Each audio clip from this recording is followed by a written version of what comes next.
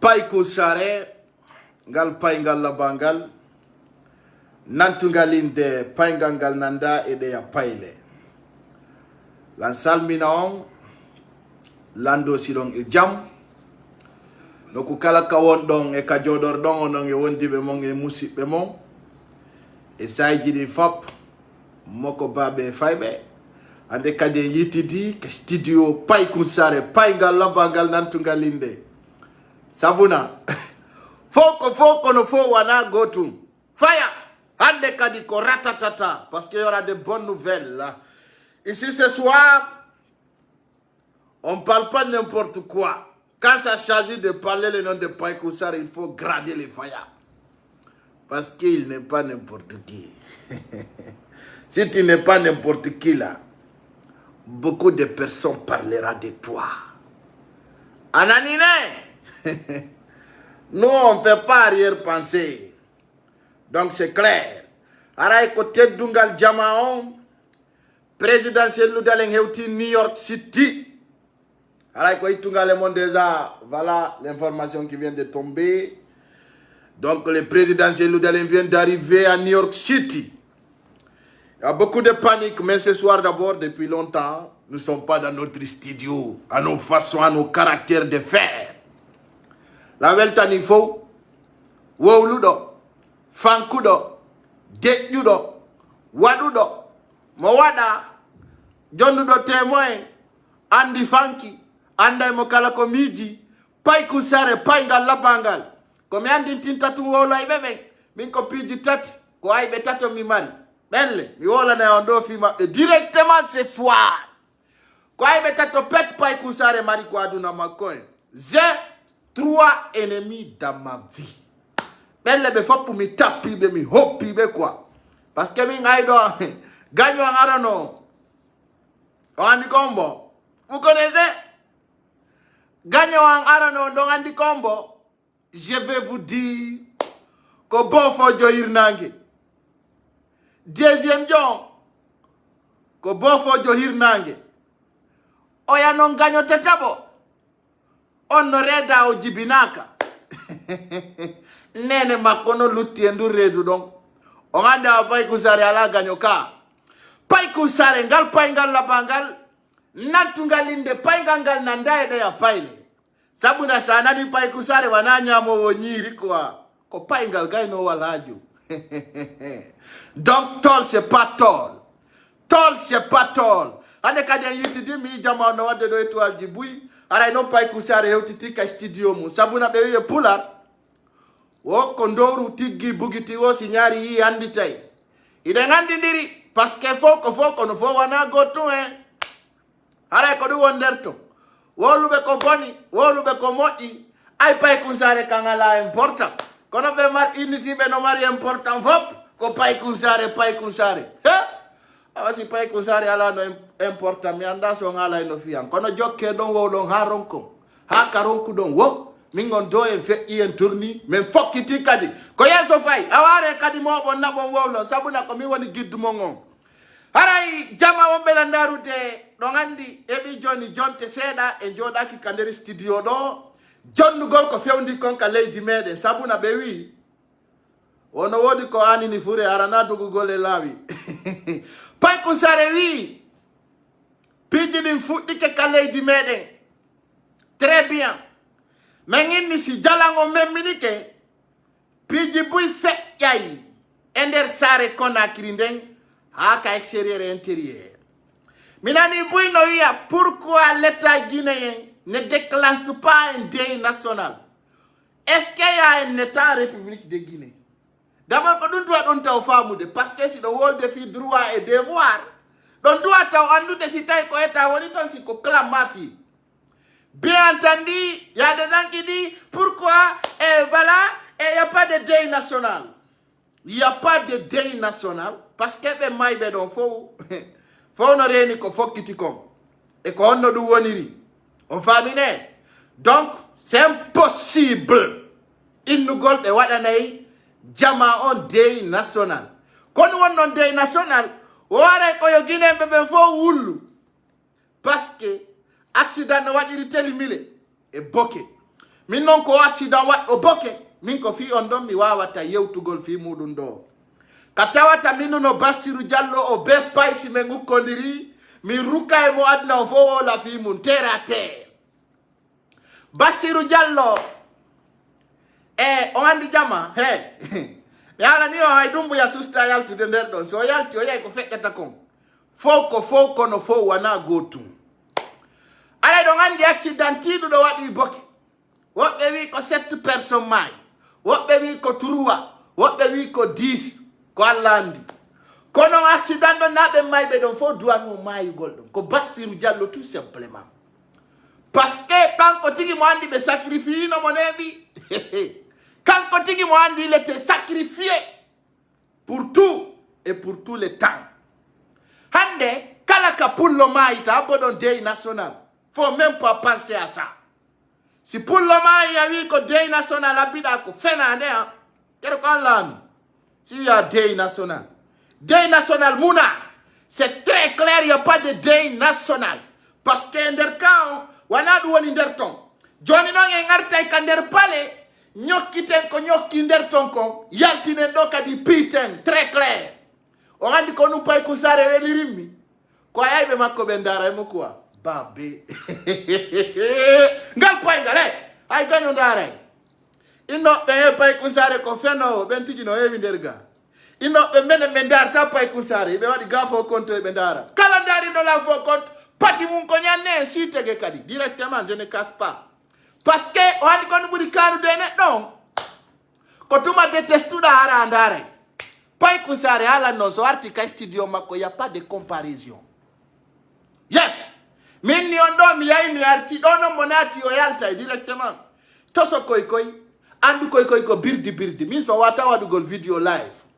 et bon 500 personnes et wata yewtudude quoi je vois beaucoup de personnes qui me testent qui disent voilà pay kunsare je vais faire un débat pour toi donc sikkude min ko blogueur jo buzz mi natata e programme uji birdire moi je tombe pas dans les messages de manipulation. Alors ce soir on va bouger sur le palais Mohamed V encore. Un message qui va frapper. On a dit non balde gono fait i Dumbuya no tira e ko engalka. Ça frappe encore awa ko uri dun don kay no arde. Donc écoutez là attentivement. Et puis cette cadence là qui va passer là tout de suite même, ça va exploser le palais. Awa dono. Awa ko do be nata no feti ha fata. O andi bui famali menen ko ɓe garmi ko meɗen ngolori haray taw ko ati kon kala yiɗuɗo pay ko sare ko yo partage ɗon sabuna o wola linta ko angal sobe wowla linta ko angal gonga ɗo non en yadda yara no deƴƴi hokko hara no deƴƴi iɗon andi suka goto nanguɗon Alpha Condé ɓiɗɗo gorko no wiye commandant Ali ɓe wi Kaduna ɗo mo kala no andi bebinowo bemmum on kono ko bemmum ɓurani ɗum ka mo kala no andi beppinowo bemmum on no jooɗiɗa kono si suɓinama ayay ko bemma ɓuranma haray commandant Ali ko ben armé on ka république de Guinée siɗa wiide commandant Ali hakkenna ko ɓe hulaynomo woɓɓe wattimo noddurde commandant woɓɓe noddimo colonel woɓɓe noddamo général par ce que ɗon andi ɓe wi si natama mo kala no andi ko gaynata kongoy mo kala no andi ko gaynata kon Kaduna ɗo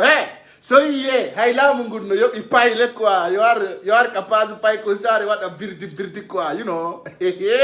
mi peñana e Dumbuya o jooɗo wuuɗa o ye ay pay kun no sorkila ñamaku très clair déjà il y a 2000 personnes là qui doivent partager cette vidéo qui va exploser encore plus fort possible kander pale labani o mi alano Mamadi Dumbuya ko falanoɗo dogude si coup d'état on waɗi échec. Je l'avais dit et j'ai des preuves.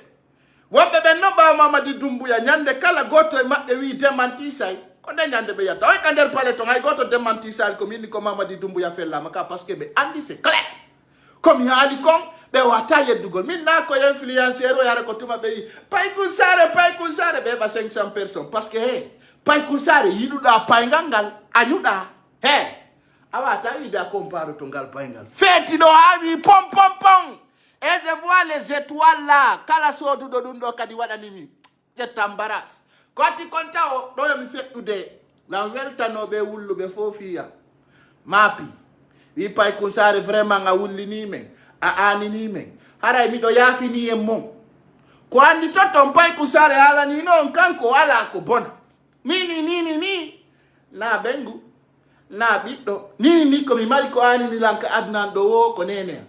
do no fo ko nene kala debbo wondo do teddin do hore mun ko nene si mini no fi ono do ani na lan haray mi do mapi ko wobbe no ya pay kunsare iwto he dana ni lan ha men wi ka frontière to mimi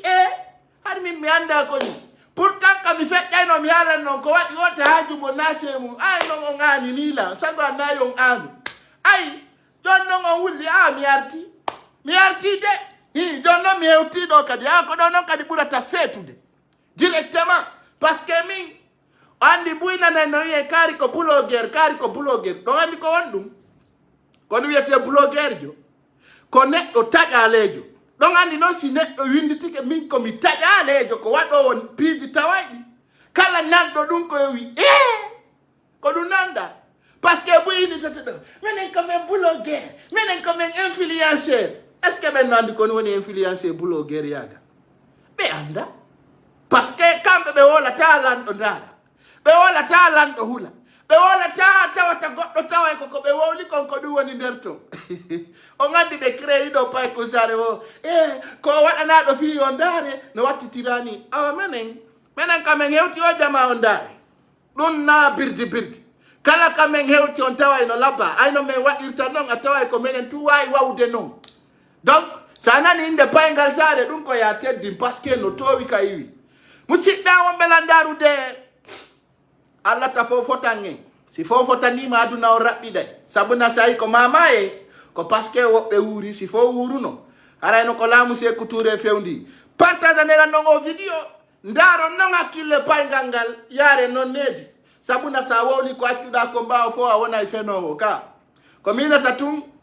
fo ko no be innu be pay ko sare ko ni walla ko ni kono mi do jeji on fi Allah si kon worbe tawi ko bibbe worbe hara wana sama kala yae frontière hay sitay ko Guinée Bissau walla Sierra Leone walla Liberia wiyo ngawa mi do e frontière kan hara dana Portugal argol tu wiya mi do don daron ko feddata ko ngon suma hara musiddaja wondi la ndaru de e o saydo lantoro jejaon famir goldo e partager golda commandant biddo gorko wi woni yewtude fi mudum sabuna sawi commandant Ali ko neddo tawdo mo tawa e ko nangi Alpha Condé Mamadi Doumbouya o meda yawgol fi wartagol fi liberugol la Guinée. Ça c'est un mot de passe soi-disant je suis prêt pour mourir pour cet peuple ko bet pale Mamadi Doumbouya woni o wolande do c'est-à-dire ko fenande fous wirgol wona yaade maya na Guinée Mamadi Doumbouya meda mayande Guinée ha hande. Ça, je vais vous dire ça, hein. Alaka holli Mamadi Doumbouya no maya ni Guinée. Ha hande o wadali. Mamadi Doumbouya hande jettali finkari fewti e pale. Sekou Touré ya. Mais biddo gorko waddo dungon. Fala mo dekkude. Andi buyno do fewti na pinka ubbata. Yimbe be no sikkude ko sama kala en. No wodi buyka nder terrain. Lowa dumba gayna fewti na be wada po tawa ubbata. Eno wodi ton kadi be piyetake. Joni no bawta ka Mamadi Doumbouya ataka ay dum don kadi mi filli toto ande kadi mi wi o Mamadi Doumbouya resien balde feri mo kadi grenade bien entendu ay be feri ke modum o tawi alano o gerta ender jemma be manipuli fi nangugol commandant Ali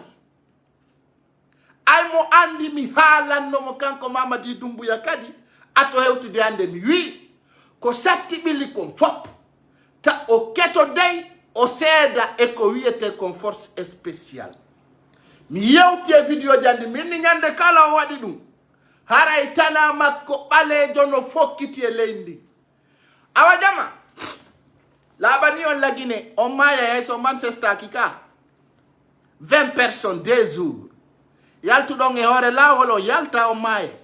la Guinée ton ko dun yo laba ngon pos be itayon sadaka do sigo do ko sama kala wona la Guinée feru don kaje on fera kikaje on maye si on fala on julire yaltu don ka hore lawol départ landi don départ lamu on yalta dari don e hore otoje fo e mum be wara yo si be wari rali on fulagram be wari ray on alhaali jama balde didi cuudi sumi dum kadi me wanno alerte cuudi sumi accident ji wondi di wadde sina 7 mort o ko 8 mort on andi o maya si tawno no gonon don fo mottondirno hara ko sabu Mamadi Doumbouya warira ɗum hara no wodi ka wulle hara no wodi ko waɗe dey national awa laɓani o yaltuɗon ka hoore lawol yalta ko hoore lawol on mayay sabuna ko leydi ndi woni gollaki anana no ɓe beppana on ɗo ils sont commencé de goudronner e kindiya konakiri mamu laɓe minni on ko beppale on goudron no golle lewru goudron no golle des jours idon kirdi mi ala non si ndungu tawi o lagine naadi do mayata den habbi taw sabuna jama andir ton taw lawi lagidirdi no huda jento do moƴƴa famiron hakkil lagine taw oto al panu ngal o hibbay nebba oto angal taw singal pani ngal hibbay nebba ka aduna do pine occasion ko yeyete ko lagine ala hay nokku billahi wallahi tallahi jonno jetta pinere ndi andanda hoorema ala nyengi ko ferenata nanga lawol joɗɗina ɗiɗo yeeso njeego walla njeɗɗo ɓaawo pourquoi ça nanano ɓeyna les pays va développer les pays va avancer vous allez avancer dans l'enfer ça c'est clair parce que ko gonga woni jamma o yiɗa jonno nde hartude ka nder paale woncitanela lawol ngol woncite pay kusare nata woncite donc si minni on woncutu ko yon sendutu vidéo may woncite lawol ngol woncite men feƴƴa woncite woncite men feƴƴa woncite lawol ngol partagez la vidéo au maximum possible partagez la vidéo donc ce soir je vous demande de partager la vidéo au maximum ande kadi mi sofina pale o ngara no sofini sabuna ko min tun wawi yaltingol bandiji ɗin to ara ɗi ɗaɓɓa preuve jama wola non mi ɗo estere Tamba Jakaria yandi men jeejiɓe ka julɗo jeejata keretiyenjo Tamba Jakaria a ƴettiji wonga murtini a jattimo e jungo mawɓe makko ɓe on andi jama ko tuma probléme ari o par ce que mi haalanino nene Ummou Hawa ko complice Tamba Jakaria joni non menen julɓe ɓe men yarlike Ummou Hawa ka fi Allah hoti annabijo men ƴetti Ummou Hawa men waɗimo Fir'auna e Hamana joni ɗo to Tamba Jakaria ƴettoyon probléme ɗon addana jama on ɗo kadi e wiigol ma femme est menacée ma femme rentre comme ça ma femme s'est sortie comme ça donc min falaka ɗum ande kadi ɓe nguma jogitan hoore ma mawɓe maɓe wi o kiima okke wone to tan adda ɗum ɓen ko média wiigol min hay fu yala komi wowla mi siigani ɗum ɓe nguwa ɓen gua wi to mi won ɗum fof ko beppale Tamba Jakaria ta aruɗo sikka anada e fulɓe ɓen e nder ɗum par ce que minen hande kadi min wolta fi Ummou Hawa min harminimo iɗon tawtilanka en harmini fi makko on kanko Ummou Hawa en harmini kadi se yimo en tuttaymo si tawi mo menace kongo menace mo beppale ko Allah naati kon Espace FM beppale huɗaɗe tawayɗo Tamba Jakaria yawno vacances lebbi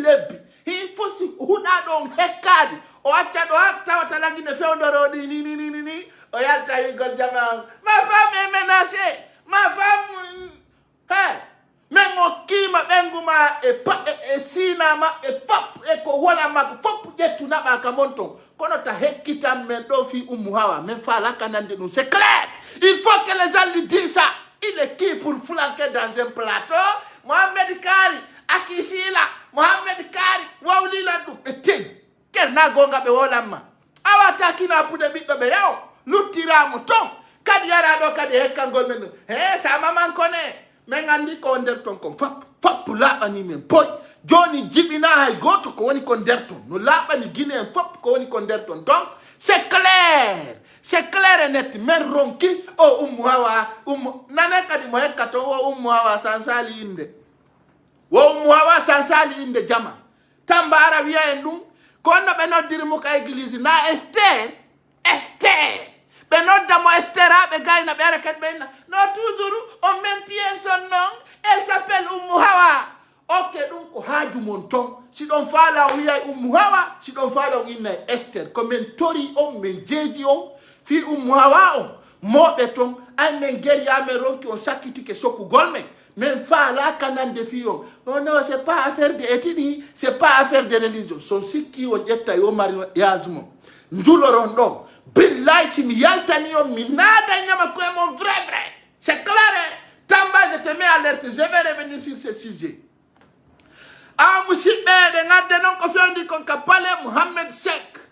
Benni wo, te umbaba kaka wuli don jakete. Onani pula ngalka. Wo te umbaba kaka wuli don jakete. Si tawi tun wula na yon jaku. Merci beaucoup. Ce soir encore, on va doser sur le palais Mohamed Sek. Hein? Il est ngarde andi tinna jama on taw mama di dumbu ya hande o maya nali lagini ko buri mi mettude dum do fop ko tawata commandant Ali wobba nodda mo capitaine wobbe nodda mo colonel kono jama ande haaju no bona ko tawabe ben bonnata no wodi ko nganda awa jama wobbe la ndarude worbe no kander leydi men lagini tawaybe ko pay koy ko fi yombono mi woni wawlude do ko fi suka inne teɗo hey suka janduɗo non feere kadi anduɗo ko faala o suka ɗo non suka tawo ko capitaine Ablaye Cissé tawɗo kadi mo wayi wa payku sare si naati hara wanaka birdi o capitaine jo non o ko capitaine jo wonɗo fort ɓe nangimo ha ɓe gayni jama mi wolana on ɗon ko feƴƴi kon ka nder palais hey je vous dis, quand l'homme est fort, il est fort. Quand l'homme est puissant, il est puissant. Je demande de mettre de cœur pour lui. Pas pour moi, mais pour lui. C'est un homme. Oh, oui, dimbu de paléon. O dimbi paléon. Hakundangi Allah. Joli be kander palé be fopungula. Be mapi. Be mapi. Tavier. Certains veulent faire pipi sur genou. Quand on ko wati. Hey, o ko ɓiɗɗo gorko si minni on goɗɗo ko ɓiɗɗo gorko ka ndaroɗa mijitiɗa fi makko a tawi ko gorko o gorko mami hollata on ɗo o ko gorko o nene makko taw o ko gorko hiɗa heɓa ɓiɗɗo ndaramo so jaɗɗi ha woɗamo ina komin jeyi o sabuna ko watta kon tawa hay population on no reconnaissance o mo jogino téléphone mum ka o nanga jama Mamadi Dumbuya fewndo do ni ka o jodi don kanko tigi mo andi ko mi woni ko wolde do goddo demanti sata min ko mi woni blogger de la République de Guinée si mi wadi hunde goddo demanti satande parce que atawa no la poste wodi wibe o wona Mamadi Dumbuya kadi ari ka julirde bambe to ka fuddike go yaltude news di no yaltude no yaltude de parce que image di no étudier de maintu be ni tawje ko doy yarete be wi si wi tumpong si nama robel nati e leydi na felluɓe ɓen fo woni robel woɓɓe ko fellaɓe mayen tum aray ɗo ala ɓa taw woɗangon tun ko si yaltoyi goɗɗari ɗo yigol pay ko sare koni walla konim jaɓoytade par ce que min birdi om jaɓata o suka marɗo puissance ka nder armée républicaine ɓe wi dia namargol grade janduɗo woni haaju ko expérience o suka noon ko gardijo Lansana Conté o suka ko suka marɗo puissance marɗo hakkil ono jogino téléphone mum tosokun ɓe wi ko kanko tawa e ko waɗi coup d'état o Mamadi Dumbuya ɓe wi yo ɓe nangoy mo ɓe addi ay ɓe noddimo o wi kanko hewta ɓe ataka mo o wani gon ɓe waɗi kaka juulirde ɓe yahi ɓe ataki mo e 4h du matin ɗi bandiji fof juulay o fi yo Allah danduɓe taɓe nangue très clair awo bandijo ɗo non c'est la vidéo non c'est très important o do be nangimo be adimo kapale be ni mo azenu o yo wata Mamadi Dumbuya ni be atti o jodo be wi ko be neli be wadu golo coup d'état jama ka téléphone makko mo jogino tay bala samura no dimo andi di téléphone ji dino walla wonde moƴƴa on andi taw lagide hibe wiya womo kala ko yo jogo téléphone ji didi wobbe no jogiti tati kono plus souvent ndare ay ministre bebe mo kala mabbe no jogiti téléphone un très simple kun téléphone un don mi anda si don andi dum boy plusieurs personnes soit patronji wala rat les hommes qui fait des missions ben haju mabbe ala téléphone iPhone haju mabbe ala téléphone Android atawa ko téléphone un simple et puis un simple woni ko be jogi ono jogi no téléphone un tosokum kabe nangimo jama Mamadi Doumbouya ndari numéro ji wonni tondi beta hino numéro Bala Samura hino numéro Amara Kamara hino numéro Idi Amin hino numéro minuma ministre be hewbe cadre be karbe foppu no nderto Doumbouya o panikita o diwni e sansa ni mo ay bando o way wa doro gido he o sonkita wa ko fete be yo addo ya di direct ah Jono sinna manturas ma fono tawa ko déterminement sinna mande entourage on fop fala mama bebindi entourage on fop lagine ndare sima inni o sabapa hino yalti enokedi fop sabapa awa jama no so de o étoile nani awa njarama no wonbe sodu de dum kanel paleton partage vidéo maximum odo suka ay be nangimo be adi téléphone mo jogi no ko Bala Samura Idi Amin Coulibaly minion ko ben tout numéro ji mu woni derto ko belle woni noddude o ko wole ko wadi coup d'état o jonno ngi nama be no muda be hop be do fona tawa e coup d'état ay Mamadi Doumbouya yidum ta il était paniqué très paniqué il a dit non comment ça peut être joni no odo wi Mamadi Doumbouya hibe fala accutu de lance roquette kaner paleton dun don no wawi ronkude wadde o hunde wotere ko si commandant Ali Adama andu be fop ay commandant Ali arrêtama ka wete don gegedu ka tawata no wodi e Conakry wobbe wi ko 500 km wobbe wi ko Kassam wobbe wi ko 600 commandant Ali be ay pick up pare tout le monde wana pick up tawado e der kangon gegedu c'est un bataillon qui est venu c'est un bataillon qui est venu pour arrêter commandant Ali, avait arrêté commandant Ali, on va il y a 30 minutes quand il parlait, Gegidu. Tebe imo ko destination Conakry. Ben nane kadi mo jataw. Ben ni wako mena mo ka chef d'état-major d'armée. Betay do marsata. Doumbouya wi ko be addu mo hakander palais. Ko be addu mo hakander palais. Awa jonno ko dono ko sekere fetu do mi woni o ngalande ko sekere fetu do fem mi woni o ngalande e der dun don commandant Ali adda jonno be wimo très simplement si tawi commandant Ali itama do be akkita rasoro kette pale on be mula wonbe be der ton fop ayi e diwnugo fewdo do ni gine be fop no andi commandant Ali n'est pas porté disparu. Il faut nous dire comme Himokander Paleton. Pourquoi non Himonderton? C'est ça que je vais vous dire. Et merci beaucoup pour les gens qui achètent les étoiles. Ah, dans ce d'étoiles, on monte, non? Merci beaucoup. Pourquoi commandant Ali no Kander Palais? Quand on donne mi fala on hum pour tout dedans. Alors partagez non parce que personne ne peut démentir. C'est moi qui le dis et il y a des preuves. On a dit armé Guinée on nous dit ka kono ko do mi yaltini mi holliri très clair mi yaltini mi holliri très clair awa 670 km jonno mi to don don wadali hay lere di nogay tawi o Adama hakander palais Mohamed 5 dun no droit on pose des questions pourquoi o Adama onangama gegedu ndare taw tellement que harbe hulimo tanko commandant Ali ay be akitimo ta onda ko kander prison o wonno kander prison o wonno ay be akitimo ta be yaltini mo force spéciale be deferi mo ha gegedu wobbe wi ko 675 km dun don gasi jama fendo ni ka fendi den do ni kati hidon andi pourquoi be jabali accutu gol tumba jagite dun don no ko secret ji tawata di mi halata jonnon kum pay ko nanga kundo buyno andi ko payle hombo Jaraden Hal. Pourquoi je vais vous dire cela aujourd'hui? Hombo wonno protocole. Président Lansana Conté et Fopuno Andi Berwombe Lagine. Bouino Andi. Il s'appelle tout simplement Yomi Halu buino andi koy jonno ben he golle do hokki ti lagine baba lagine sori gaynali tat lagine hubbini ko dano tako partage au maximum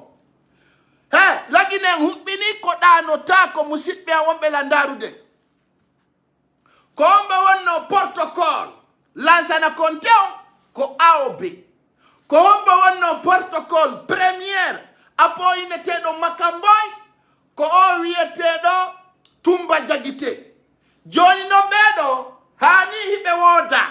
e foppu no andi influence mabbe on ka der armée républicaine e der bedo foppu wonno be influence on itti 2002 e Jean-Claude Pivi no woda kono fo no andi konto ton fewndi piji no do dawa simen dekalidi mi hala non si mi artika studio ando goto darto tako. Je vous avais dit quand je reviens dans mon studio là, c'est moi qui te dis là. Hay jinna ndara ila. Hande kadi kala influenceur je suis sous le darta gol pangangal kasari atai ko dosé. Je parle pas n'importe quoi dans ma bouche. Et je vous avais dit, je serai une étoile à République de Guinée. Comme il va ta porte ndara. Hakunde Allah. Adama, ça va être encore très posé dans notre cité. C'est du témoin. Awajama pigi tati na ko CNRD ko wadi o coup d'état do Mamadi Doumbouya na dunga ni Mamadi Doumbouya ko tawiyande AOB o wiyetedo do commandant Ali o wiyetedo Tumba Jagite bedo tato fono andi puissance mabbe on ka der armée républicaine bedo non hino nanto ndiri Adama on peut faire ça. Dans ces stratégies, chers Guinéens, chers compatriotes, on a la population ni, que règlement de compte, woni kander stratégie. Woni kander stratégie nderton. Musidbe on belandaru de, awai be nodita maka pale yo be hewtu, be ndara gonga kange ko woni konno labi. Ay be nangi o capitaine jodo be adimo. O jodinama. Ndara tawa numéro téléphone ji wondi di nder ton fop ko numéro téléphone gouvernement kala tapado tawai way ko numéro gouvernement woni nder ton joni non commandant Ali Mamadi Doumbouya hino wadi mo nder ton on andi jama hino do piji di halaka ha hande tawdi yaltali billahi wallahi tallahi je vous dis commandant Ali nyande go kadi o yaltay o wowla parce qu'il est homme fort. Ayo yalti ka maison centrale be aduno mo be ni yo wondu ka bible e ka deftere o tara izata yo watabi. Commandant Ali avait dit il va pas zirer. Be addi deftere ndeng be addi bible be yo wondiro yo wondata be wi yo wondi il va pas trahir. Oui, kanko o wonda ta trahise wala trahisata. C'est très clair à ce que je vous dis là. Mais oui, yo wondu o wi o wonda ta. Consuma be yaltini mo force spéciale e nabi mo geged. Directement o wi kanko o wonda ta o trahise wala o trahisata. Donc Mamadi Doumbouya taw berde makko wadi fu parce que tout simplement hibe andi kadi e wawata mo tapugol. C'est très clair. Dans cette stratégie, chers Guinéens, chers compatriotes, wambe landarugol, fewno doni non, hibe wiya, commandant Ali, si be accitimo, be wada Mamadi Doumbouya ransoro ketwal. Mamadi Doumbouya no jogiti tonni commandant Ali, himo kander pale. Jon non ka pale wana prison. Kander pale wana ka himbe detenete. Pourquoi commandant Ali no détenu anderton? Et depuis quand il est arrêté, vous n'avez pas de nouvelles. Sinon, il donc andi mo kander pale to. Himo kander pale. Donc kander pale don non. Ko be jogitori mo tong. Ko fi hunde wote répète. Parce que tout simplement, au capitaine Joforu dodo, wada do barki, tawdo ko pisang, no wiye capitaine apply sise, odo jibi ndiri CNRD harana ko wawlete ko. Billahi wallahi tallahi. Odo o jibi ndiri CNRD tawata nako goddo yaltata wowla billahi wallahi o jibi nder to nga tawi kambe tigi be jodi hibe ngal fewdo do goto ha holaki hay goto goto holaki hay woturu so e ministre do kala no dogira fere no wodi ko woni feƴƴude awa nder ɗum ɗon holli stratégie ji feƴƴuɗi buy kadi holli stratégie ji feƴƴuɗi buy ka nder pale ton holondiraka ka nder pale ton taw armorama non on yi taw image ji yaltuɗi ɗo ɗi pinka ko yaltina kon ɗon e ko tawi fewɗo ɗo systéme sécurité joɗɗinaɗo on ɗon est ce que ɗum no laaɓodira han ɗon andi avant ari o yaltira no faalira waɗa birdire joni so tinde ke ɗum ɓe ñamanaymo ara no la pos très clair ñamanaymo ɗo nantodira musiddaji a wondi landarude ka nder pale fewɗo ɗo commandant ali no nder to Mamadi Doumbouya suusata o yalta ɗon fewɗo ɗo ni hiɓe jeejude commandant ali nini ko kanko laami pale on goy je vous jure actuellement ko commandant ali commandi pale on je vous dis goto kadi wata démenti sude ka nder pale ton no ɓe wi Mamadi Doumbouya si commandant ali yaltinama ɗo ɓe bombarda e pale on awa ɗo non Mamadi Doumbouya a peur eyno accitata oya o wonta ka nder pale to o yiɗo ko probléme fokkiti dans la cité un problème maintenant y a un problème parce que ɓe haalanimo si commandant ali ittama nder ton voilà ɓe accita e ransoro kette pale o jonno ɓe wi colonel Mamadi Doumbouya awa ɗini ni en tant que commandant ali no nder ton ɓe bombardata pale o hey, on suka ko vrai jogoy billahi wallahi talla j'ai apprécié cette stratégie très fort c'est pas une stratégie diabolique mais qui est fort j'ai tellement apprécié parce que quand ko wawi juude ɗum non hande kadi commandant ali yaltata nder ɗon parce que Mamadi Doumbouya huɗita o bombarde joni noon ko payi koye commandant ali woni force spéciale et je vous avais dit Mamadi Doumbouya wona guinéen ɓe wonmo gardude ko malien ɓe j'avais dit cela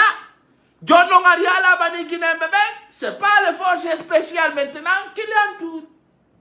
c'est pas des guinéens c'est des maliens donc c'est clair et net ɓe wonɓe seppude ɗo ko wonɓe wadde formation ndaare o sino wawi seppude lagine maale fiya ɓe waɗuɓe o garde présidence tellement qu'il veut sacrifier ce jeune homme donc dans ces stratégies on yi hande kadi ko ngalɗini o Ousmani Gawal soi-disant ministre d'habitat jama komo ñawnuɗa hayare mum o murtinta ɓengu ma hande Ousmani Gawal wiya selludalen c'est gala jama y a une panique totale quand je vous dis Mandiang Sidibé a détourné 7 milliards plusieurs personnes ne croient pas à cela mais je vous dis ça va venir Mandiang Sidibé que vous voyez, il y a des gens qui disent actuellement, selon notre source, Mandiang Sidibé a détourné 7 milliards. Il y a d'autres qui disent qu'il a détourné 6 milliards francs guinéens. Tant qu'il a fait, hari article di no yaltude. Jama mi andi tinno ndo wunde wotere wo kala ko deɗɗi ko piiji ɗiɗi. Koko bebina ha yoni walla ko weela ha faɗɗa walla koko maayi. Mi andi tinno ndo wunde wotere kanko Mandiang Sidibé ko honde tuma wayru ɗon mo awa piiji no nder ton fewndo ɗo Mandiang no faala yaltude leydi ndi awa jama écoutez-moi attentivement avec ma caractère. Je vous dis, Mandiang Sidibé veut prendre la fuite, courir en Guinée parce que tout simplement, il a détourné 7 milliards. 7 milliards. Ousmane il a commencé de parler de cette situation. Mais puis, message bien entendu,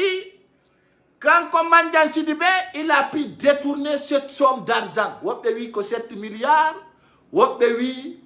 6 milliards. Dans un discours de Mamadi Doumbouya, là où il a dit toute une personne qui détourne le bien de l'État, il sera arrêté.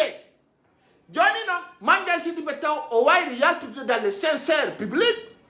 nyande fête de femmes. Au jet plaqual, Mamadi Doumbouya wadi ka parler du peuple, ka directeur de la publicité. Quand on détourne donc 7 milliards francs guinéens. Dossier au nord de Yaltugol et we itaimodo kadera no labi post. Weltano den non e wonbe kadi tefude dungala parce que no arde joni non do si be areti do manja sidibe ara no hedo dira parce que do ngandi manja sidibe o sutino forto fartare c'est clair awa no arde dum non kadi rectifiete labine poi jodine jama on yiya no arde jonna ide yewtude fi fetudo wonda do Ousmane Gawal vous savez goddo no feta haram mo yaate goddo no feta haram watti cionci kon no fetinta mo ko ba ko déception ngala ou quoi c'est-à-dire heba ka habanoki a fetay bien entendu kanko Ousmane Gawal o feti nongoy kono buyanda billahi wallahi taala si min nyongo feti ndare tunjikuji makko di je vais écouter quelques parties de son discours ndaro Mohamed Diallo wi ko 9 milliards min do mi do andi manja sidi be détourni andu jama billahi wallahi tallahi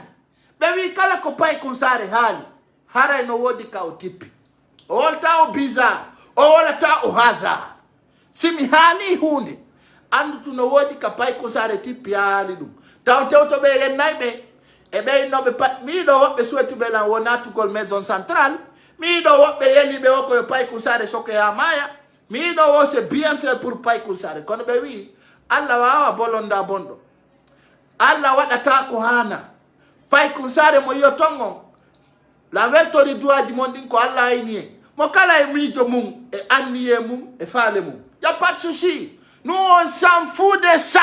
c'est que reste clair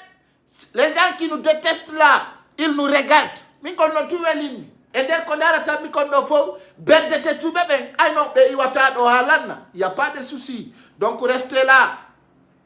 Ousmane Gawal o feti ko feti ni monon ko sabu ablay ba o mera blay ba kindiya woni sabu Ousmane Gawal feti sabu na depuis be Ousmane Gawal yaltinama IFDZ si min yon dum hejale bende Ousmane Gawal den hakkundangi alla o ngolotako o holotako o ngolotako Ousmane Gawal o deranji nyalande de o wiya hande kadi o tawaka ka IFDZ tellement ki ko tay wala naki mo konko bernde makko o yalti o wi no est-ce que be wayla yalti nirdeni parce que du ngejale bernde makko nengoy film FM o yalti o wala oui, non, on ne peut pas me faire sortir comme ça malgré tout. Hande non, on a ni proposition mako parce que wala na ki mo kaberne mako. Oyi vision mako o selu dalen perdu au présent tout à ka élection présidentielle. Ko do woni mijo e faale Ousmane Gawal. Ndare hande élection no fokkita lagine selu dalen ronko e présentagol. Est-ce que dun taw goddo no wayi udutude hunduko mum wawla dum? Est-ce que goddo no mari poids fokkutugol élection lagini wiya selu dalen tawtata awa CNRD no saggini ko woni fatude fewndo do ko woni fatude par wada pacha parce que c'est clair Ousmane Gawal ko hore on dun tippi hata ko be andi goy ko haldana fotta parce que ko dum o wowlana yo wow Ousmane Gawal e Ousmane Ñeeloy e fo ko nele de be nele teno be woni yottinde jamaaw ko nele ko be nela no ni be woni yettinde c'est clair et net bien entendu joni non ko wano honno Ousmane Gawal suusata wiugol selu dalen se gala dum don gasa kadi o wiya selu dalen présente ta ko ka élection présidentielle ko dum min non o feti Ablaye ba ko yaltini mo IFDZ ki mamum ko don o dérange o holli non joni o feti fen parce que joni ko flagrant o wonno yaltinde ko wonno ko suudude bawta kam wiyayno selu dalen no wondi e yimbe ko be woni falaka o laamo joni non no labande Guinéen beben ko hombo woni Ousmane Gawal o yine joni hande ka o yalti mo wiya ce gars-là il doit pas se présenter aux élections présidentielles o selu dalen woni wiide dum Ousmane Gawal mi jani be ko miji da ko no amiji ke fenande awa andutu ko fala don ko ka élection wadu la Guinée labana yon poy parce qu'on wata empêcher de fita élection wadu la Guinée déjà on va prendre de meilleures positions pour vous. Il ne faut quitter. Parce que là, bani jaman ko on no dire de fiyo présidentiel ludalen yaw ko yon sokumo jaggodom mo toñom mo lettom mo e ore fenande e ore fake news marsata Ousmane Gawal o holli fetere makko nden telen kasare meden telimile e katawata ko sare waliyabe weltanabe forube tawobe no jabi di fow accidi moƴƴaɗin Ousmane Gawal holli o feeti fen non hakkunde Allah feetuɗo mi holla on noon si goɗɗo feeti ko onno wata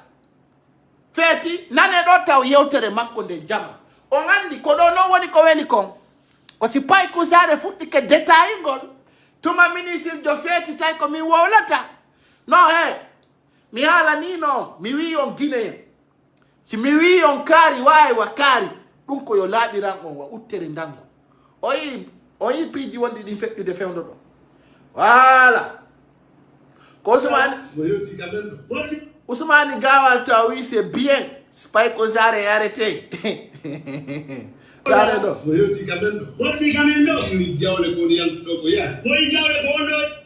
nane de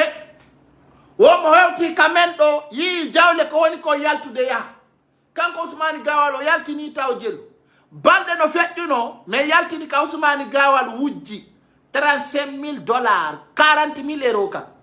woɓɓe mi nani woɓɓe no sortene ya ɗum wona mbuuɗi ɗum no hara hay pippiruɓe ala hay sa yahi ka village maɓɓe a yehi suudu ndu ɓe darnani ndun nene maɓɓe tawa fusɓe ala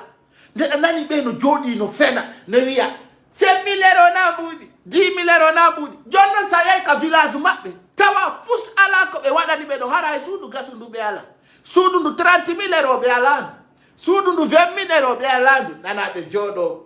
uddita sekkoji maɓɓe wigol jamaa 30,000 euros wana mbuuɗi 40,000 euros wana mbuuɗi ko beppale hay 100 francs guinée 100 francs ni 100 francs guinée si ajuma yani e ɗum si tawi a alaaji konto watta ko beppale yaltata awa dare ɗo nani dare ɗo feetu ɗo anta wona a tampuɗo nane moƴƴa tampuɗo on no wiide o tampere ko nder dako naneya nane haala ministre jo jama nane haala nane de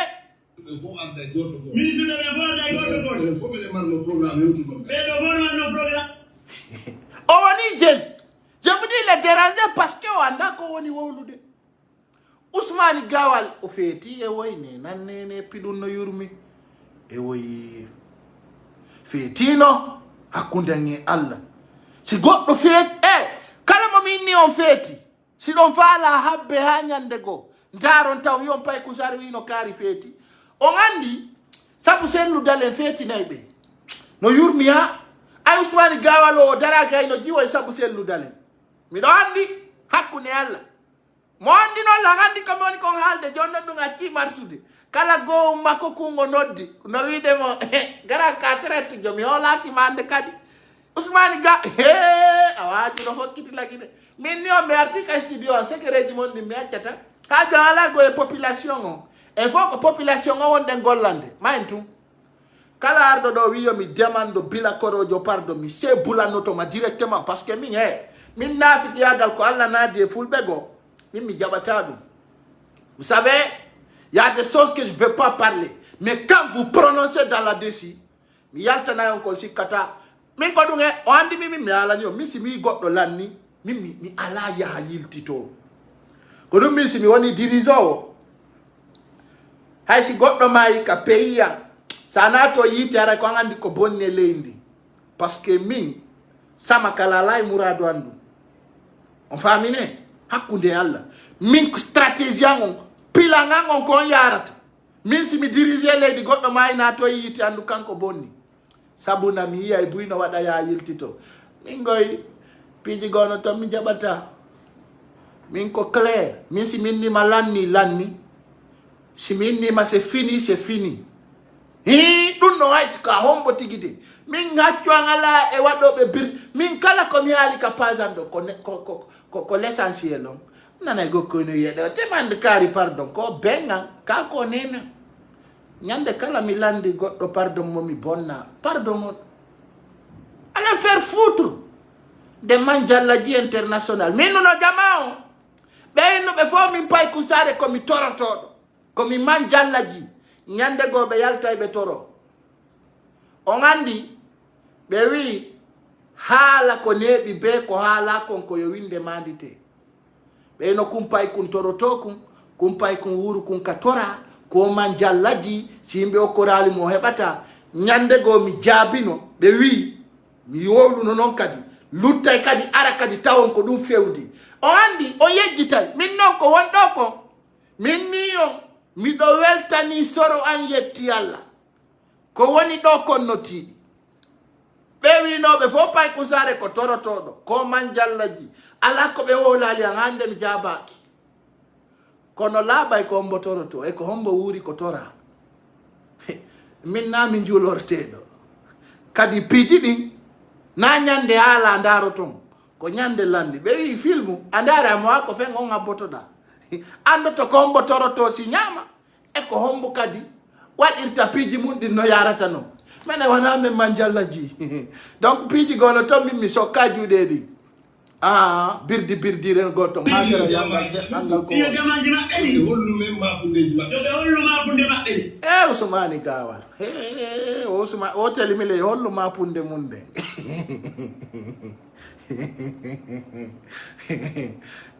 ko girdi sada mi yi wano ka fedo kubia mi yi kubia ko yimbe no ga en jeta to mi do a hebude ka service habitat ko dum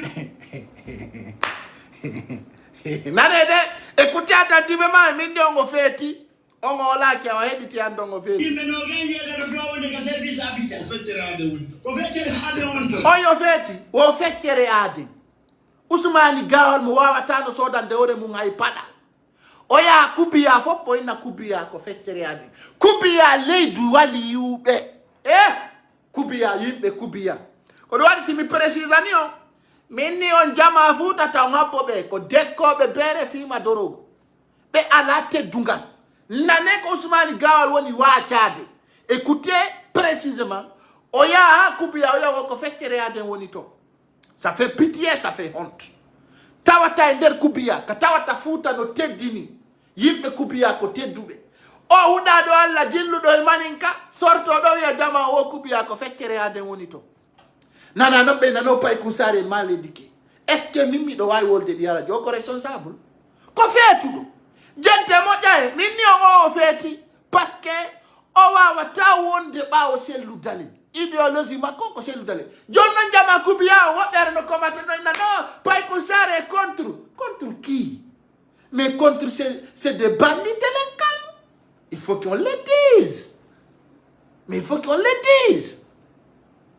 na faire traiter yagal boy tawto ko foutez mo yayo hollion tawata yimbe fuuta nana dun jawalo tallo min ko dum mettila parce que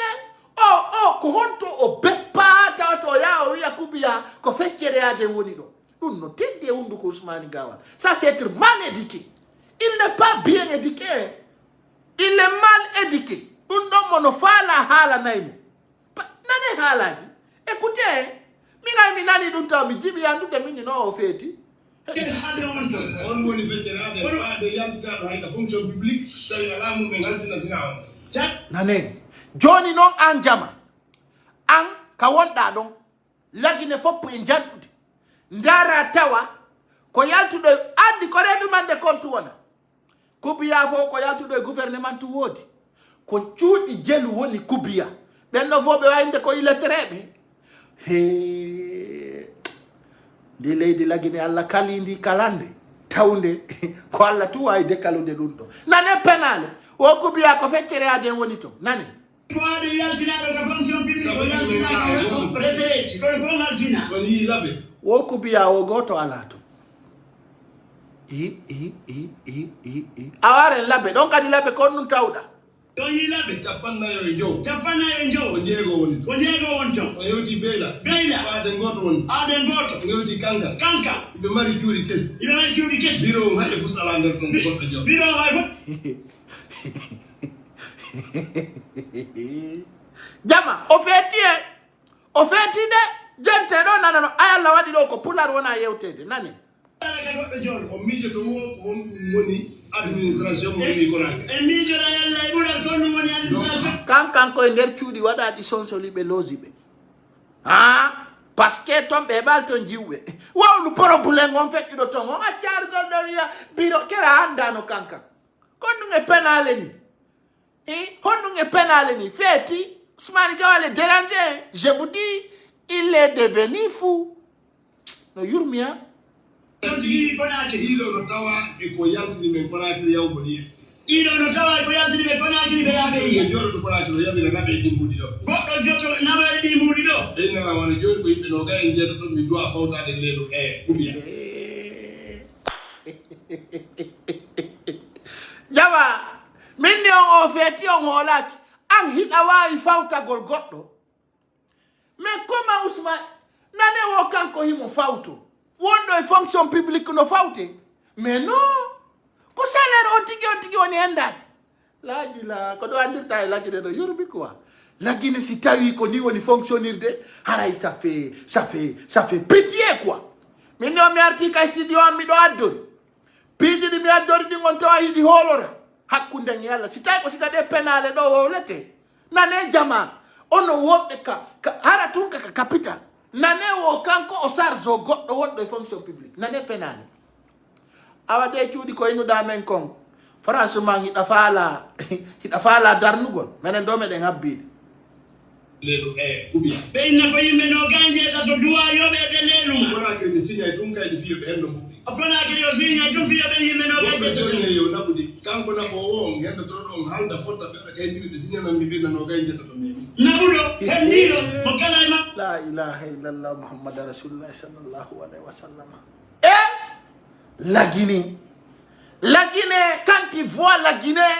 tawata ko siga dun do woni feddude Ousmane Gawal ti me fait honte wallahi kala kamindari mami tay do hesi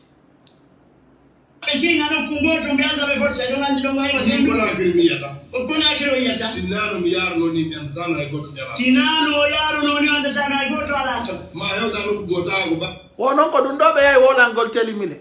katawata fewndo do ko yata 7 personnes no may telimile pourquoi ce soir je suis très remonté douano be wadu gol day national jama be douano déclenche de day national ko dum wadi e der leydi ci tawi ardibe ben ko hudabe ko dekkobe sangara haray no hulbini hande Guinée ben wara e hore fenande ko yata 30 personnes hatta Guinée jo kala no gollude ko do mi salminta président Macky Sall ka tawata bobo e mummunte wayno do may parce que maskura wono wadi balde tati Sénégal goto gollade na transport public wana fus hakkunde yalla yurmene tawata tel personne mayi be wadi day national balde tati be wi golletaki tay concert diala dun no tawa e ko anili concert général fa on e der Dakar kono o criminel be do jodi be hore meden e hore fenande e hore beppale yimbe maya tawata fusbe wowlata parce que tout simplement ko sadaka woni ko be itibe si goddo ma yender leydi tawata ko siganibe mayir mi alni on Mamadi Doumbouya kander village mabbe kankan hibe wadi jalan kander pale hibe wadi jalan kander leydi lagine ko jalan be woni trompir de yimbe be parce que tout simplement Mamadi Doumbouya ala moyen wadu gol fos sina fenande e fewdo doni kadi o yi ko fe ikon telemboke o accident fait do don ça fait pitié de voir cela hande kala e leydi wonandi tawata bano adama ma yirini eta on no duwa imma gol wiya dum do no yurmi dum do no duwa yurminede ko lagine fop hebi dum do haray balde didi walla nyallal golletaake kono tout simplement so ndari e der majorité maybe be on taw ko fulbe futa budi dudude tout simplement parce que be teddina ɓiɗɗo pullo e ƴiƴam pullo Fuuta. Tout simplement parce que ɗe hulita e nangue e hulita e maayo. Hande siko mañinkajo mayino ɗum ɗo ni dey national waɗayno. Si tawno ko artiste jo fuu fala fuu maayi dey national waɗayno. Kono lagine ko ni yiro ton ko feƴƴata kon. Sina ɗum hande nde ɓen gure ɓiɓɓe ɓeɗo no duwano déclancede inne a kaari maayi ɗum ɗo ɓeɗo maayiri ni kono ko yeggal on présente toute la condoléance. Oyi min no ça ne va pas. Ko andi to Mamadi Doumbouya siga ɗum ɗo waɗa e leydi tawata hay wiiti ɗon ko lanɗo beppale o wowlata fus nde ñanda ko min na kanko ari bamɓe to hino arde noon laaɓa kadi daron tawon na kanko ari par ce que ɓeɗen andi ça ne va pas sina ɗum hande si 30 personnes maayi e nder leydi lanɗo no duwa wadde hito wiya awa ko waɗi ɗo kon ɗum ɗo no hulɓini France man lantori guinéɓe ɓen foppo waɗugol ni kono ay tun ko fenandeɓe ko ɓe fek mijite banu adama maya angal lawol angal contrôle ɓe nana weya ko syndicat beppale honto ministre des travaux publics o honto ministre des travaux publics o par ce que guiné joni no ƴitti yila e programme ji wonɗi ɗin feƴƴude no satti no hulɓini no woni hunde tawde ko catastrophe. Franchement ça fait pitié. So ndari on tawi hande sigadi piiji ɗo wondi feƴƴude hino yurmude lam moƴƴa très clairement hino yurmude lam moƴƴa no hakkunde Allah ndare taw jama ko Allah watta ko ñawlinta mi haalanno on cuuɗi Buy Suma e république Guinée on fuɗɗike ƴiƴam pullo yibbata e nder leydi lagini e hoore tooñi ɓuɓta hara meɗen woota ɗum no woni e kene woni e gundo kala no wawata yaarude laaɓanay ɓiɓɓe leydi ko fokkiti kon hino tiiɗi. C'est très clair ɓe wi ɓe warira yen ni Allah yoɓiray ɓe ni hande yiya fulɓe goo pullo no ware hara hiɓe jala hara hiɓe welti hara ɓe woni erreur tout simplement parce que ɓe hendade cewɗi ɗon sikkude mbuuɗi ko heɓo ton ko luttay hay on nafitorta hande mi haalana on enen wonɓe ɗo ɓen fof wonɓe daaridirde ɗo sa heɓi ɗo 2 milliards siko an tu wonɗi ñamude a ñamay ɗi ha maya hara ɗi lannari hara na oto soduɗa e ko nanditata e mum hara ko conce ko ñamata hande ni mo kala e men no mari no wuurira kono si tawi hande lagine ka tawata ka piran ɗen gertani ɗen mawɓe men tawi en tawde mawɓe men e babiraɓe men enen fokkitirɗo to accuta ɓe ware accuta ɓe nangue accuta ɓe piye. Ça fait pitié de voir cela e kele ko ma wakkilo ɗen hetten dimu men gun ka leydi meɗen a république de Guinée minni on Ousmane Gawal o feeti feetere makko nden fuɗɗike feeñugol Ousmane Gawal ba Ousmane e ba wuri ɓeɗo holli flagrant ɓe falaka yo selludale laamu a république de Guinée. Meilleure position pour prendre des éléments mi wona neɗɗo tawowo mi tawete e ko tawata Ousmane Gawal ha lanna o hikkota ko hay nokku e nder leydi la Guinée ndin e nder lebbi araydi ɗin tawata mi wolno mi inni kala ka Ousmane Gawal yalti wowli Guinée yimɓe ɓen ko nden ñande ɓurata mo jasinde fuɗɗike ka mi yewti kadi mi wi kala ka Ousmane Gawal ukki jungo ɗon jiiɓoto sabuna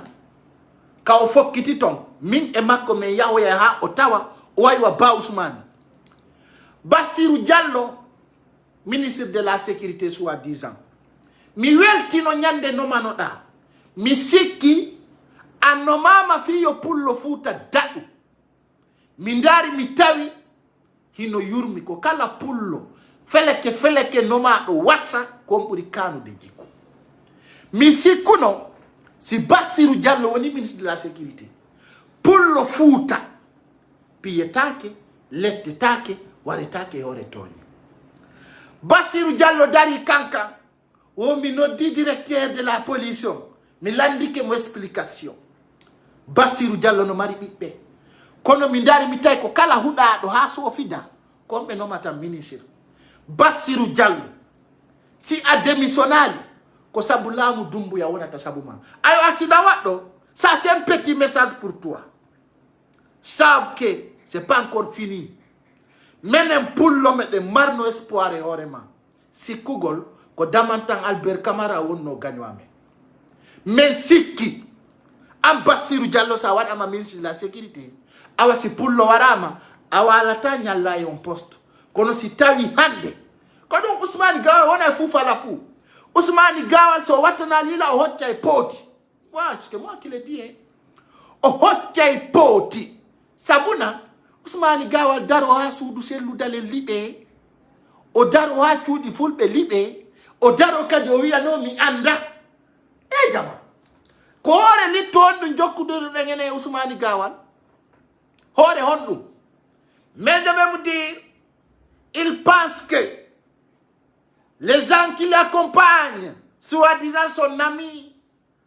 Amara Camara ils vont rester éternels on sikki fenande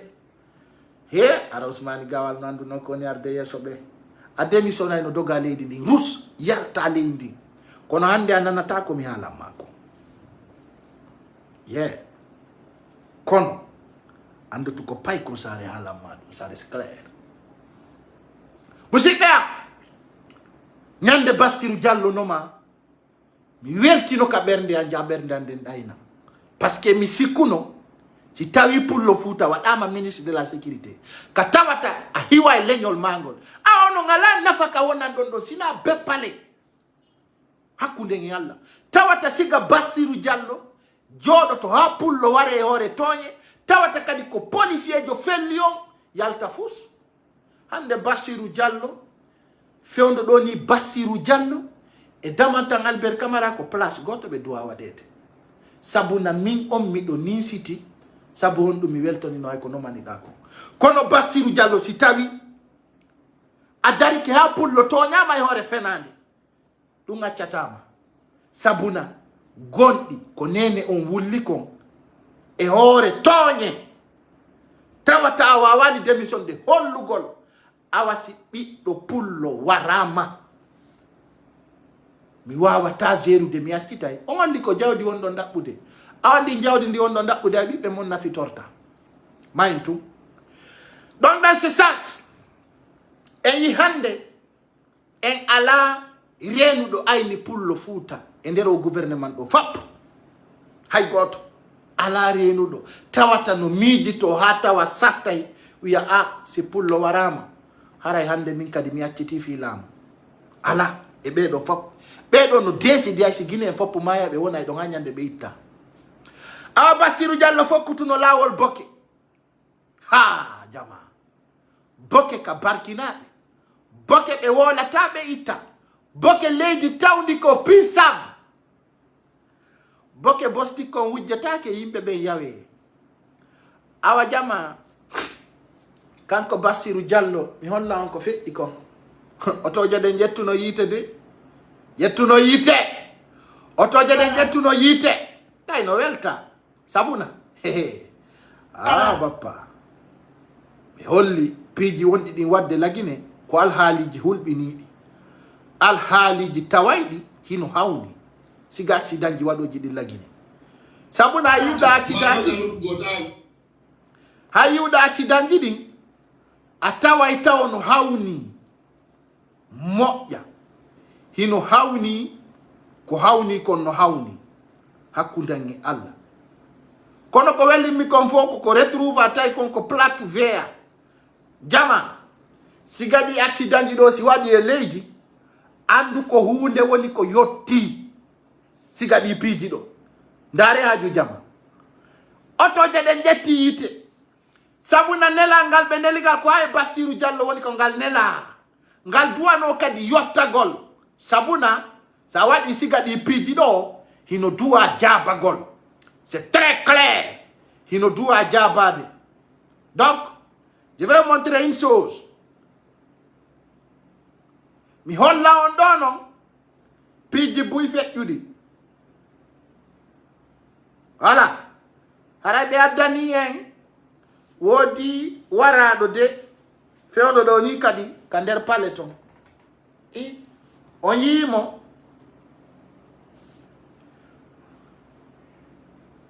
e hino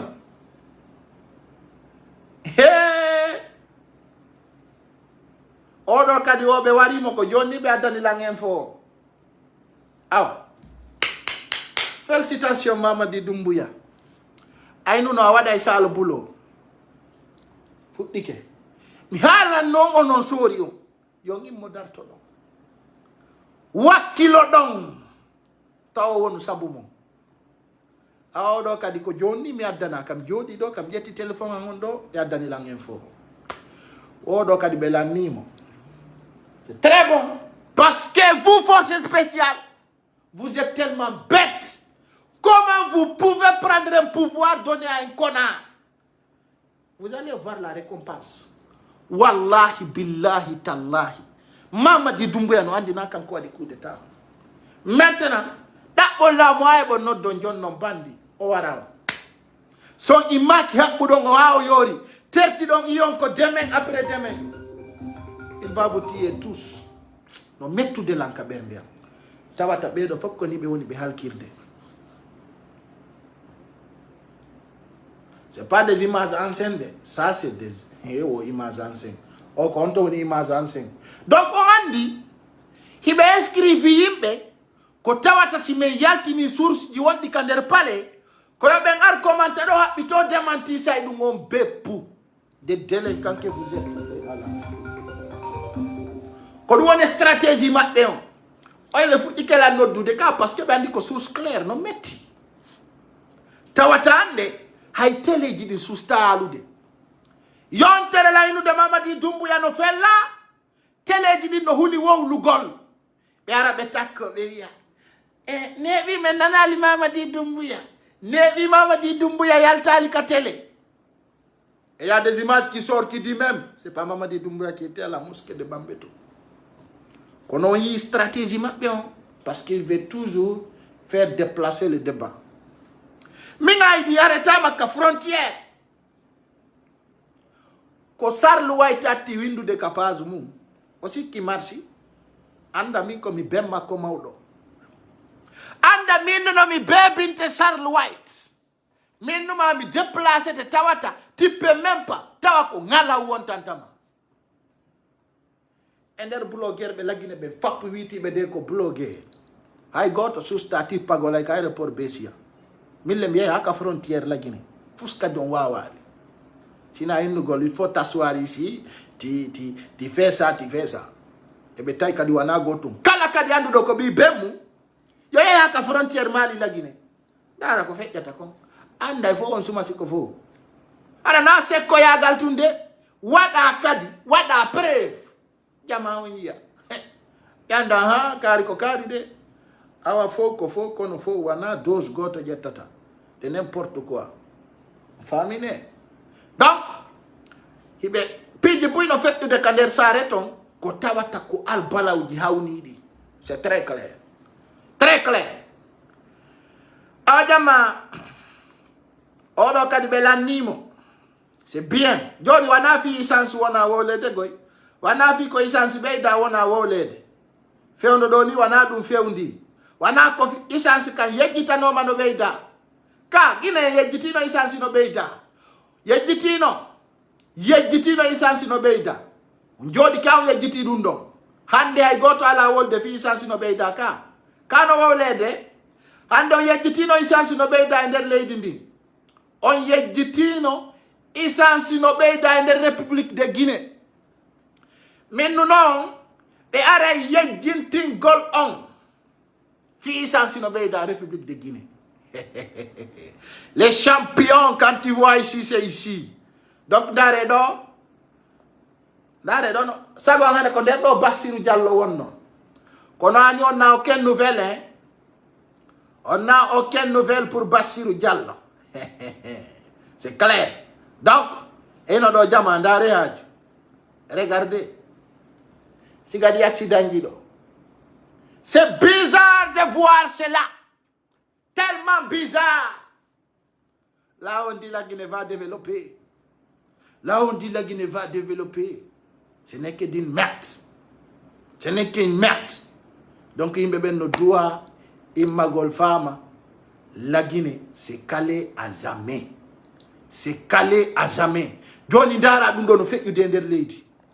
Aussi Dadjan. Ender Lady République. Gouvernement goto ngejal. Haimo. Ni wappe na wada do na wiya. Ande ripo. Yurmi trop. Hakunde ngi Allah no yurmi. Parce que tout simplement ko fulbe wara. Mundo ko itabe sadaka goyni. Mamadi Doumbouya continue à tuer les Guinéens d'une façon très forte. Mo warde tawata côté jidim fop. Non, ko yewteten konko woni conflit de Kander Palais Mohamed V. Hino arde. Kadi ender balde arayde den. Fetta ender ton kadi sofay par. Sabuna ka Mamadi Doumbouya humpitido. Cadre be buyno dawa e nder o coup d'état do o wari ray kadi buy alhaali imme wakkilo don joni no CNRD hibe jogiti video ji Alpha Condé buy ibe yaltinta parce que ko manipulugol peuple wano video mo be sakiti yaltinde do mo tawata Guinée be harino landade kono Alpha Condé a retira. Hadi be yaltina di nyande ka RTZ. Be yaltinta parce qu'il be prépare. Comment faire, comment tourner votre esprit. O video yaltu dodo kota wata jama on no andi wana vrai coup d'état Mamadi Doumbouya hendori pouvoir. Wara be don ben ko yore fenande be waribe. Bien entendu. Jono be yaltinande on video ka be yewti di Alpha Condé. Be yaltini image Alpha Condé ka be fami na ni Guinée be Alpha Condé ko kina paado hocca jetta findina. Jale be andi ko fenande. Kono be wi foppu yaltay la bana jama on poy. Hay ko nyande nyami kon nyande ko jama on anday. Joni non do c'est clair la bani on Alpha Condé ko ara do tawa do e salon hotel jetta. Jono nyande le 5 septembre be doit no yaltinde di video di kon Alpha Condé nangira kona e be andi ibe mari dun don fi réserve gol anka si problème wadi be yaltina dun do be na Guinée be ko dun don hilnoto si be wawna la fête gol ka frontière ne be wadi reno dun do hala buri 6 mois wala be halira dun do buri 4 mois 5 mois fiya pay ko sare arrêté demain on va liser c'est annulé lendemain. Pourtant, il dit pas que ça n'est pas important. Mais grâce, si tu as un tumbe nanguno la, benabiton. Anana ino dohala. Nyando nyande beara ino behulbina. Demain on va liser. Il sera condamné. Tel avocat a résisté. Non. La Guinée lady ndi ala sharia. Ko nyawi akiti. Nyawi jogike. Fitu wadu golbi. Oi korboya. Ay benangi mo betawi a. Wada di bruit, be akutu no direct. Hay neighbor. Be akuti mo free. Mais kala influence doni mo be fala te agol boom. Nangi ma betay hala wade hango ngara ne bito. Ils vont te garder. Donc voilà. Et au combat mo jokku den do. Mi hala no on buy. Mi hala non bui akitay o littu do parce que o littu mo men jokki do ko littu musu do sattu do si be wano lan transfert de la Guinée parce que je n'explique pas beaucoup ce qui était passé mais si be wano lan fe indeton buskadi be de inira no do birdi o combat jokkado do Bouy a quitté parce que Bouy fait la famille Golon et c'est fini pour ces Loudalin et c'est pas commencé encore. Alors non comme itoro to wonir be New York fop wonbe la ndarude andu be no ndarde o video ko yon immo wakilo don hewton tawata image ji feƴƴaɗi ɗi New York hara hay goto yiyata siga majji tawata ɗi mari puissance tawata aduna on fof anday awa lagine ko selludalen wonani hara ko ɗum mi tori on musidɓe wonirɓe New York ndaroɓe lan on andi aduna on mono jasinde fi ma ko ya wakkilo fino immora min on do mi wakkilo to ha mi gayna ay sa ronki haray amayi donc en foppu meɗen ko yen immo wakkilo ɗen hollen aduna on fop enen kadi ko ɓaawa selludalen wonde kono no waɗata ɗum kala ka selludalen waɗi meeting tawi ko e nder leydi wonɗa na ya sikkito ko ya immo yaha taweɗa nana ko yewta kon si a wawi wadde photo waɗa kala no tawruɗa do tawata ko ɗum ɗon hakkille ma ɗen nangi ko ɗum ɗon wata en wallugol kono ko honno waɗi pullo fuuta e meeting wata waɗugol ko saɓi ɓaɓɓere inna hande si yayi meeting ɗum ko perdi to enen min yayi ɗon min yaha ɗon fusi sansata antale sansay ɓe wi nduɗo tum hondu wata ƴettude kono si ɗiɗo kolli tawtidiri ɗi ƴettay goɗɗum ɗi towna haray taw sikkudo so yahi on participe hara on waɗali buy hara on waɗi buy kala wawɗo yahude no wawi yahugol et c'est très important de participer dans cette cas donc je vous rappelle Paye Koussar est bien arrivé à Dakar je me porte bien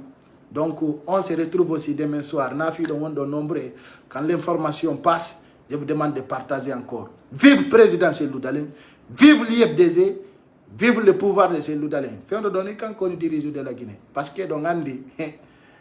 les 11 ɓeynuno ɓe noddita e président Cellou Dalein kono les 11 ko feƴƴi kon tawi no feeti fen je vous embarrasse et je vous souhaite une excellente soirée au revoir.